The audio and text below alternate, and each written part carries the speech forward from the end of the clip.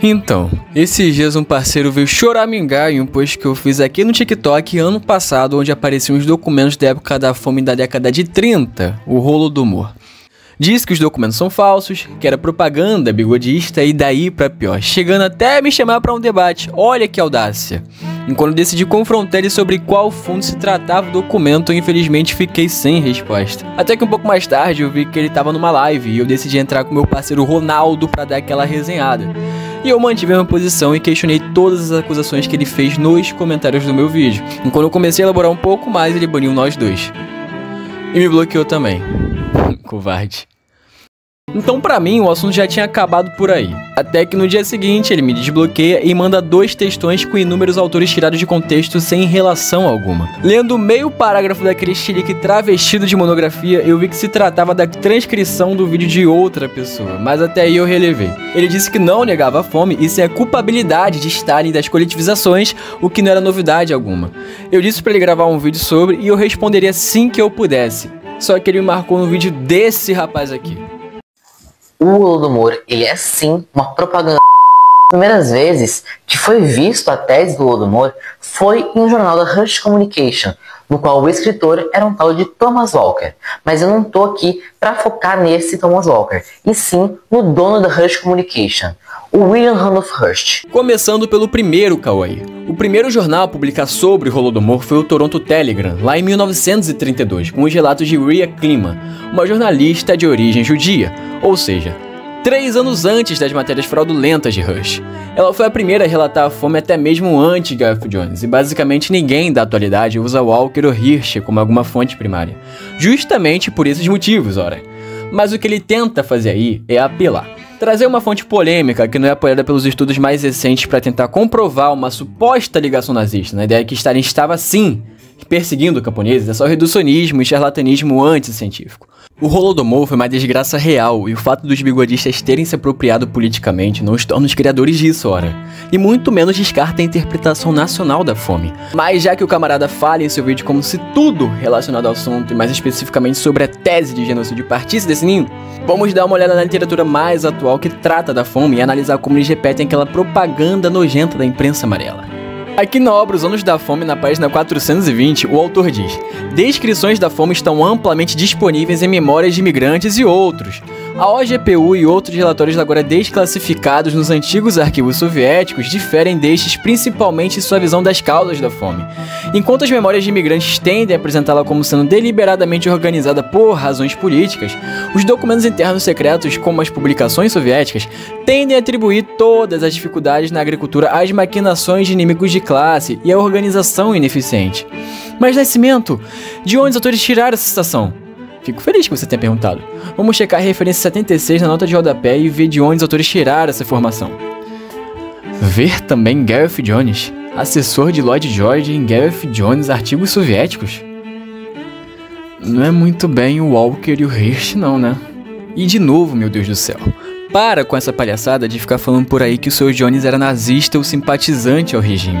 Isso não se sustenta de forma alguma e todo mundo que fez uma pesquisa um pouco mais elaborada veria que em seus próprios escritos, quando estavam no avião com o próprio Führer, o Sr. Jones diz: os outros no avião são secretários e há 5 membros da guarda pessoal de Hitler em seus uniformes preto e prata com emblemas de suástica vermelha. Os únicos 2 não nazistas são outro correspondente de jornal e eu. E somos os primeiros observadores estrangeiros a serem convidados por Hitler desde que ele se tornou chanceler para acompanhá-lo em um voo. Então tá aí. A maior prova de que o Sr. Jones foi financiado pelos nazistas ou era ideologicamente simpatizante ao regime é essa. Uma entrevista com o Führer lá em 1933. Parece até tosco, mas é a única prova mesmo, não tem outra. Qualquer um, e os outros como a Gareth Jones, a Anna Poubal. A Gareth Jones, ela foi jantar com Hitler, né? Ela passou uma semana na Alemanha. Mas isso aí não vem ao caso. Meu Deus do céu, olha que tenso. O cara faz uma acusação e a maior prova que ele tem é na base do falaram. Mas você acha que não pode ficar pior, não? falar do Grande Expurgo. O Grande Expurgo é propaganda mentirosa feita pela CIA e pela MI15 sobre o governo Stalin. E não existe comprovações, inclusive os dados de 1990, que foram propagados da União Soviética, comprovaram que os grandes expurgos não aconteceram. E o Mark Tauger, novamente o Mark Tauger, vou te explicar. O Mark Tauger, ele fez um estudo chamado Sovietologia, que é um estudo que analisa a União Soviética na agricultura e no IDH da União Soviética, porque era um país fechado. E esse estudo comprovou que não tem como o Stalin ser um genocida se a cada ano a União Soviética só crescia a população. Que merda, hein? Mas relaxa, que eu falo sobre isso depois. Vamos voltar pro que é mais importante. A fome foi causada por Stalin. Stalin era um genocida e o Stalin confiscou os grãos da Ucrânia. Só o que gerou a fome? Crises climáticas. Tá, o rapaz disse aí que o fator que causou a fome foram crises climáticas e cita Tauger como prova de que não foi um genocídio intencional. Mas ele acaba esquecendo que nem os estudos que não concordam com a tese de genocídio aceitam essa visão de Tauger de que a fome foi acidental em sua parte. Novamente, aqui nos Anjos da Fome, na página 15 do prefácio, é dito que, nesse contexto, as interpretações russas da fome diferem muito. Em um extremo, os valentes apoiadores do regime stalinista afirmam que a fome foi um ato de natureza pelo qual Stalin e o governo soviético não foram responsáveis. Assim, em seu livro recente sobre a fome, um publicitário russo, um certo Mironin, argumentou que a péssima colheita de 1932 foi a principal causa da fome. Portanto, e o autor complementa aqui, essa visão da fome é enfaticamente e justificadamente rejeitada pela maioria dos historiadores russos. Mostramos nas páginas seguintes que houve duas colheitas ruins em 1931 e 32, em grande parte, mas não totalmente, resultado de condições naturais. Mas a colheita de 1932 não foi tão ruim quanto Mark Tauger concluiu. Stalin certamente estava totalmente informado sobre a escala da fome. Além disso, o relato de Mironin negligencia o fato óbvio de que a fome também foi, em grande parte, resultado das ações anteriores de Stalin e da liderança soviética. O livro de Mironin é apologética stalinista, não história.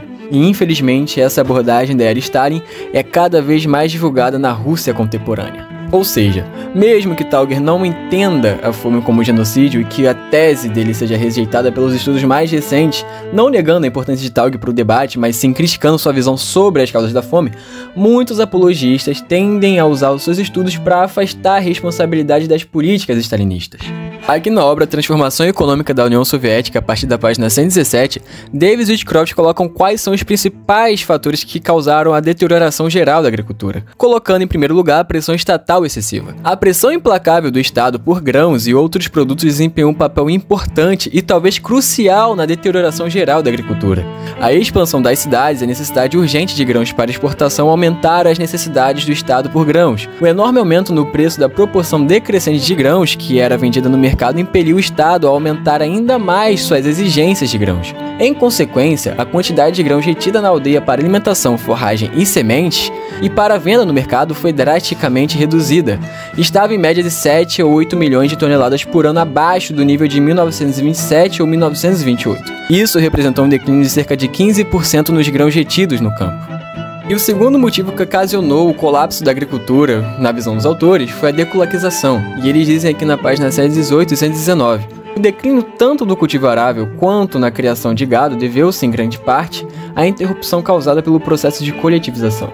A campanha de deculatização em 1929 e 1931 expulsou os kulaks de suas fazendas coletivas, despachando alguns para os arredores de suas aldeias e outros para as partes remotas da União Soviética. Uma minoria de chefes de família do sexo masculino foi sumariamente executada.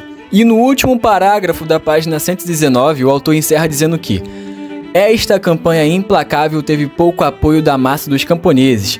Enquanto uma minoria dos camponeses mais pobres apoiou e a princípio se beneficiou da deskulatização, muitos camponeses simpatizaram com seus vizinhos mais ricos. Na prática, a deskulatização era fundamentalmente um meio não para inspirar a consciência de classe da massa dos camponeses, mas para assustá-los e levá-los à submissão à coletivização. Seu papel crucial a esse respeito foi reconhecido nas comunicações privadas entre os governantes. A deskulatização removeu da aldeia os camponeses mais bem-sucedidos e tecnicamente experientes. Um número desconhecido deles eram anciões e responsáveis pela comuna da aldeia. E para não dizer que os autores não falaram nada sobre os fatores naturais, aqui na página 125, no último parágrafo, os autores dizem: As mudanças ano a ano também são muito relevantes para a nossa compreensão dos processos agrícolas da década de 1930. Em 1930, o ano em que a coletivização foi lançada, o clima e a colheita foram particularmente favoráveis. A boa colheita em um ano de turbulência, sem dúvidas, fortaleceu a ilusão entre os líderes políticos de que as dificuldades agrícolas seriam facilmente superadas. Mas a seca de 1931 foi particularmente severa, e as condições da seca continuaram em 1932.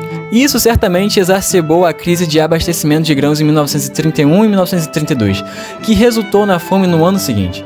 4 anos depois, em 1936, o clima estava novamente extremamente ruim e a colheita foi baixa, mas a essa altura as autoridades estavam mais aptas a manobrar os estoques e as colheitas de grãos, e a fome foi evitada. E na página 126 eles continuam. Embora nossas estimativas indiquem que o clima desempenhou um papel significativo nas fracas colheitas de grãos da década de 30, elas também confirmam a visão sensata de que este não foi o principal fator nos rendimentos relativamente baixos que caracterizaram esses anos. Após meados da década de 20, a tendência de longo prazo de aumento de rendimentos de grãos foi revertida e a redução no rendimento foi grande demais para ser explicada pelo clima. Nas condições soviéticas, as flutuações climáticas eram particularmente prejudiciais ao desenvolvimento agrícola porque os líderes soviéticos, especialmente a partir de meados da década de 20, atribuíram muito pouca importância às flutuações climáticas.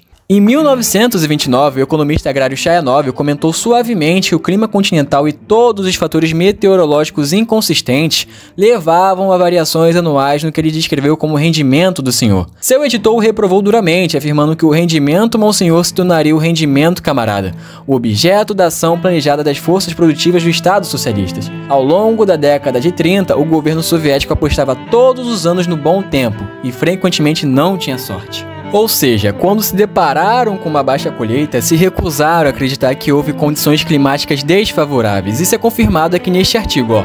Repressão em massa, lealdade política, evidências do terror pela fome de Stalin. Este declínio acentuado não pode ser explicado por nenhuma causa objetiva, como chuvas e outras, e eles atribuíram essa falha aos kulak sabotadores e à baixa repressão por parte das autoridades soviéticas. O Comitê Central acredita que a principal razão é o péssimo trabalho organizacional na área de aquisição de grãos. Mas a gente não para por aí não. Em um telegrama de Molotov para Stalin sobre a adoção de medidas urgentes para cumprir o plano de aquisição de grãos, ele diz que o Comitê Central e o Conselho dos Comissários do Povo alertam que se um verdadeiro avanço no fornecimento de grãos não for organizado na região no menor tempo possível, eles serão forçados a recorrer a medidas de repressão semelhantes às repressões no Cáucaso do Norte. E se for se ligar na data aí, você vai ver que é o mesmo período do decreto número 17. Ela também já foi criticada pelo Stephen Croft, mas a gente não nega a fome, tá? Se você quiser chamar a fome de Holodomor, pode chamar, mas a tese do Holodomor é falha, porque não foi o que aconteceu. E eu acho engraçado que à medida que ele fala que o Whitcroft criticou a Applebaum por manipular essas estatísticas, ele também esquece de citar que em seus debates com o próprio Tauger, ele reprova e critica a ênfase que ele dá em sua suposta descoberta. Tauger alega que a fome ocorreu primariamente por um mau clima, ou seja, acidentalmente. Mas eu vou deixar isso pra vocês mesmos checarem e tirarem suas conclusões. E antes de continuar com o festival de merda que o nosso amigo apresentou pra gente aí, eu quero indicar um estudo muito bom. É Economia Política da Fome, a Fome Ucraniana de 1933, da professora Natalia Naumenko, que fala justamente sobre essas questões climáticas. Ela deixa o debate em aberto, falando que vale a pena explorar outras explicações para a fome, como a de políticas econômicas deficientes ou que houve um genocídio. Mas o que ela não aceita, assim como a maioria dos pesquisadores sobre a fome, é que ela não foi causada acidentalmente, ou pelo clima. Ela diz na conclusão desse mesmo tópico. Para concluir, esta seção demonstra que não houve queda significativa na colheita devido aos choques climáticos negativos de 31 e 32. Se a função de produção não tivesse mudado, as colheitas de 31 e 32 teriam sido aproximadamente iguais à média de 25 e 29 na Ucrânia. No entanto, usando relatórios de fazendas coletivas, demonstra que a colheita real deve ter sido muito menor em 31 e 32 do que a colheita prevista pelo clima e é relatada pelo governo. Mas o camarada aí continua falando merda. E o crescimento populacional é muito maior do que morre. Então ele prova que não existe como o Stalin ter assassinado muitas pessoas. Tinha uma taxa de população enorme. O Stalin, se fosse um genocida, ele poderia tirar muita parte dessa população. Só que o crescimento populacional em nenhum momento abaixou. Então o Mark Tauger comprovou. Inclusive tem um grupo de estudo chamado Vale dos Pomares, que é um grupo de estudo marxista, e eles mostram lá a tabela da taxa de mortalidade na União Soviética e o Marktauger comprova isso, os dados comprovados de 1990. Então, o Grande Expurgo, que é a perseguição e as mortes que aconteceram no governo Stalin, são uma mentira. Primeiro ele diz que não houve os expurgos e que isso tudo era uma invenção. E logo depois disse que tinha estatísticas confiáveis tiradas de um grupo de estudos marxistas sobre o crescimento populacional. E por isso não houve expurgos. Tá, então deixa eu ver se eu entendi. Dados demográficos provaram que os expurgos não existiram porque a população aumentou. Mas tá, pra dar uma explicação melhor que o amigo aí, ele tá falando que é impossível ele ter manipulado a fome porque a população aumentou. E quando ele diz sobre os expurgos é apenas uma confusão interna dentro dos neurônios dele. De fato, teve um expurgo no partido da Ucrânia durante a fome, mas os grandes expurgos só viriam acontecer a partir de 36. Então o amigo aí só confundiu as datas. Mas lembra que ele chegou a dizer que O crescimento populacional em nenhum momento abaixou. Vamos colocar essa afirmação dele aqui à prova. Vamos voltar para o nosso livro The Economic Transformation of the Soviet Union, a partir do item B, da página 30, e ver o que o professor tem a dizer sobre como devemos confiar em estatísticas soviéticas. As autoridades também usaram suas estatísticas para divulgar as conquistas do sistema soviético para o mundo. As estatísticas publicadas, portanto, sofreram uma distorção adicional em comparação com as estatísticas internas para o uso oficial. Os sucessos soviéticos foram exagerados e os fracassos minimizados ou simplesmente omitidos dos registros publicados. Na pior das hipóteses, as estatísticas soviéticas publicadas foram deliberadamente falsificadas. Veremos no decorrer desse livro que os dados publicados sobre as colheitas foram falsificados durante todo o período de Stalin, a partir de 1933. É evidente que as autoridades soviéticas, incluindo Stalin, estavam enredadas em suas próprias distorções e, até certo ponto, até se enganaram sobre o tamanho da colheita. Dados demográficos também foram deliberadamente falsificados. Assim, o tamanho da população soviética foi exagerado nos resultados publicados do Censo Populacional de 39. O número oficial de mortes da Segunda Guerra Mundial, anunciado por Stalin, foi muito subestimado, presumivelmente com a intenção de esconder a fraqueza soviética do mundo capitalista. O crescimento populacional em nenhum momento abaixou. É mesmo, é? Aqui no artigo Estatísticas Soviéticas sob Stalinismo, Confiabilidade e Distorções nas Estatísticas de Grãos e População, do professor Stephen Whitcroft, ele discute como Stalin tinha cogitado em ser mais transparente com as estatísticas, criando um órgão independente. Mas no mesmo ano ele deu atrás dessa decisão, porque justamente seria mais benéfico negar a fome e esconder o que tinha de fato acontecido. Aqui na página 1025 o autor diz: os dados de registro populacional do órgão para 1933 indicavam claramente que uma grande fome havia acontecido em muitas regiões, em particular na Ucrânia.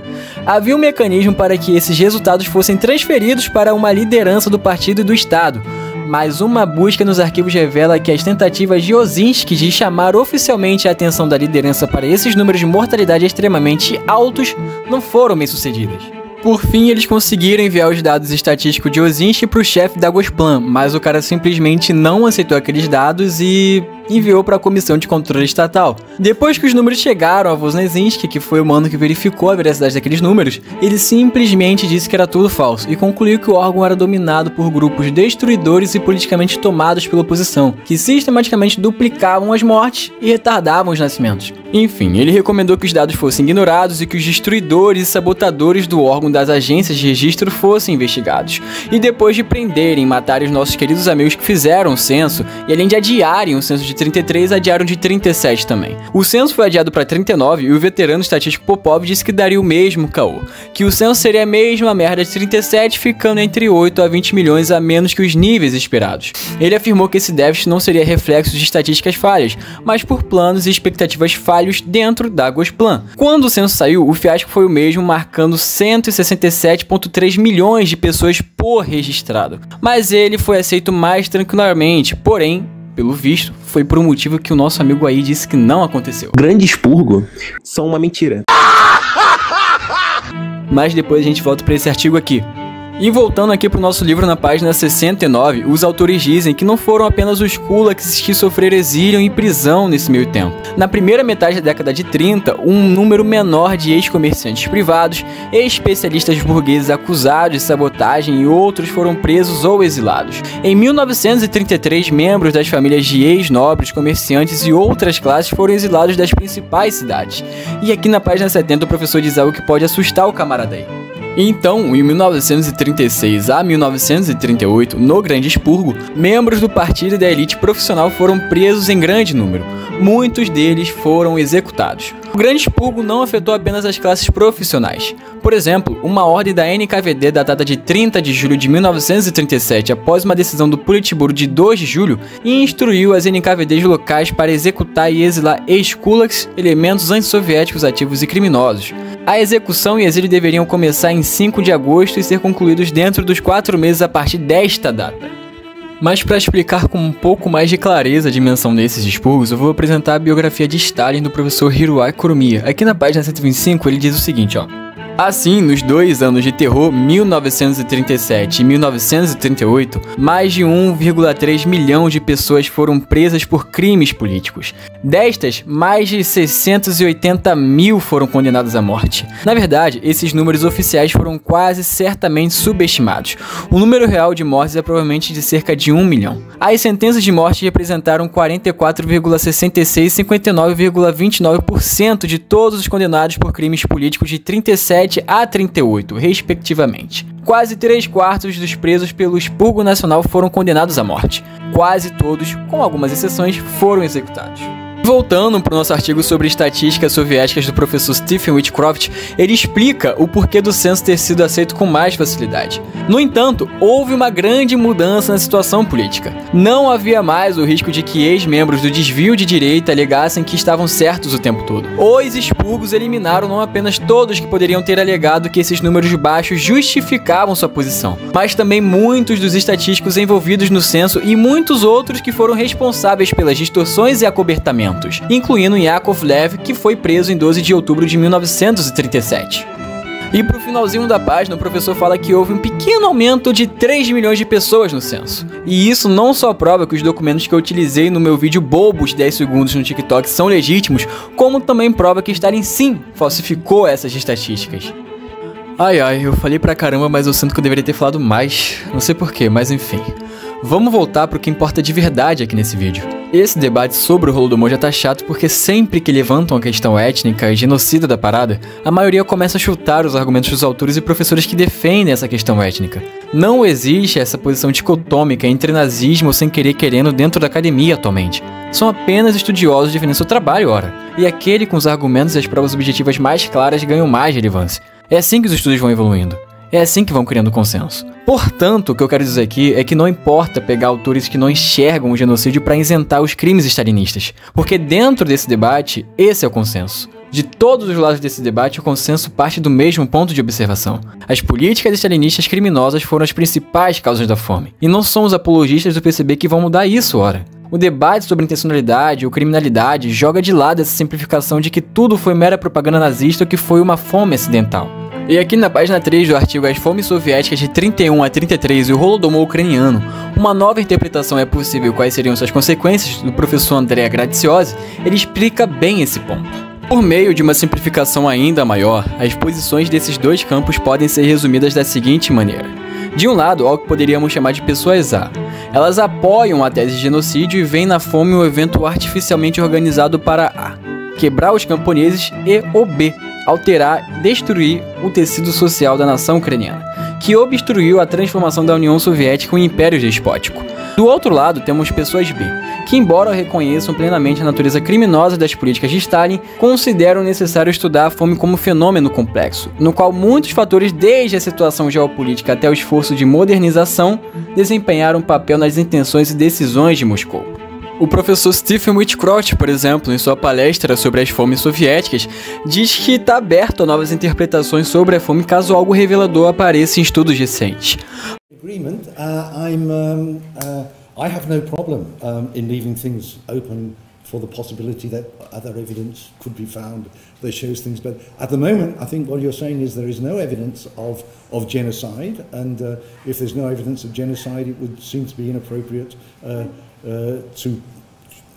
to presume that there was. I have no problem in using the word Holodomor, provided we understand that when we say Holodomor, we are not implying genocide and intentional killing.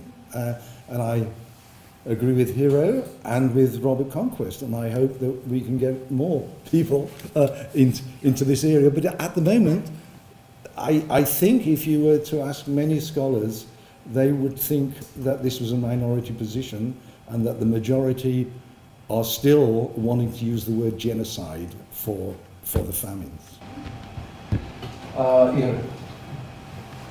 Mas até o momento ele não enxerga que houve uma intencionalidade explícita por parte do governo em criar a fome. Então, para ser bem pontual, mais pontual do que eu tentei ser o vídeo todo, né?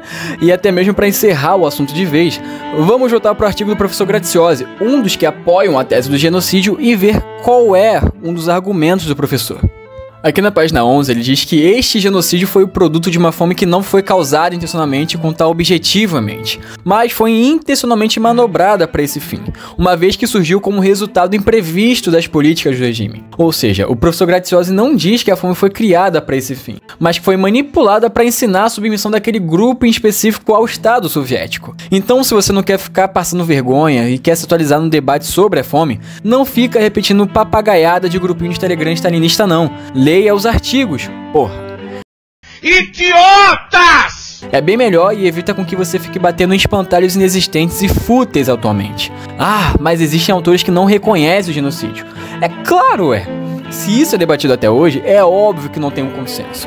O que é debatido atualmente é justamente a questão do genocídio. Seja ele no sentido amplo ou no sentido restrito, isso aí vai variar bastante dependendo da interpretação dos autores. Mas se você não é um fanático querendo se enturmar numa seita, vai ver que não é debatido se é propaganda nazista ou causada sem querer por eventos climáticos. Os estudos sobre a fome, apoiando o genocídio ou não, denunciam e mostram de uma maneira inquestionável que a fome foi causada primariamente pelas políticas stalinistas repressivas, negligentes e criminosas. E esse é meu ponto. Mas se você não enxerga nada de criminoso em perseguir camponeses, confiscar seus excedentes de grãos, ser responsável por uma fome brutal que matou milhões, pressionar eles por resultados irrealistas mesmo sabendo das condições precárias do campo, fechar fronteiras para que camponeses famintos não saíssem de suas localidades, negar isso forjando estatísticas e omitindo para o mundo todo o que acontecia lá e entre outros crimes posteriores, tá tudo bem. Existe dodói pra tudo mesmo e quem sou eu pra julgar? Bom, esse vídeo realmente deu um trabalho do cacete e eu tentei resumir o máximo possível, mas mesmo assim ele ficou maior do que eu esperava. Provavelmente é a última vez que eu toco no tópico, pelo menos em vídeo, né? Então quem quiser vir chorar, fica à vontade. Pra quem curtiu e quer tirar algumas dúvidas, pode me enviar o e-mail que eu vou deixar aqui na descrição e as fontes tá aí pra você checar por você mesmo. Um abraço a todos e até nunca. Não aconteceu. Não, o Ribeirão Molotov não aconteceu, gente. Pelo amor de Deus.